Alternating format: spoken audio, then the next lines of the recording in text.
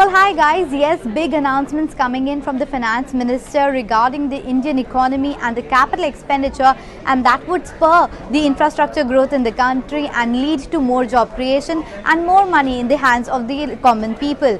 In terms of the biggest expenditure and the biggest line item that the street was watching out for, capital expenditure number has gone up by 35% on a year-on-year basis in FY23, and this is the big one that the street was watching out for.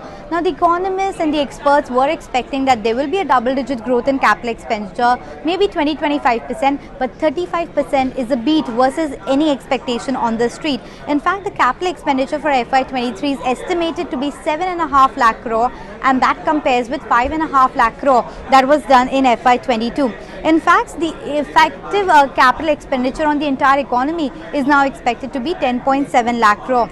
Now, capital expenditure as a percentage of GDP will now stand at 2.9%. That means that out of the overall expenditure on the economy and the GDP, 3% would be spent on capital formation and capital investment, and that's the key positive. And in fact, the finance minister talked about a whole host of sectors that are going to benefit, whether it was railways, roads, ports, multimodal logistic parks, renewable energy, you name it all, and the finance minister had a slew of announcements for the sector.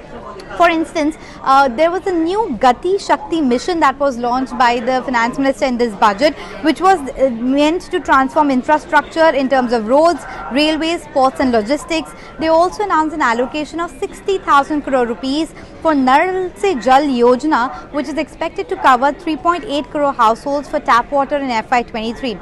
Apart from that, there has been a 48,000 crore allocation for PM housing scheme in FY23, and that means there will be more coming in terms of affordable housing, and that's the benefit coming in for a lot of the common people. Apart from that, in terms of the national highways, the national highway is expected to expand by 25,000 kilometers, which is again a substantial number on a year-on-year basis. 100 new cargo terminals will be set up in the next 3 years. 5G auction, this is something that all of us have been waiting for, the faster 5G network that is expected to be auctioned in FY23 as well. And green energy was a focus area in this budget as well, and the government has announced a PLI scheme of 19,500 crores for the manufacture of solar PV modules. So that's another positive. As far as the defense sector is concerned, the government and the finance minister did talk about how they are looking at bringing home the domestic defense manufacturing, and they announced that 65% of the manufacturing for defense sector will be done by Indian companies. So a whole host of measures really being announced to push the infrastructure growth, and that should be the key positive for the economy.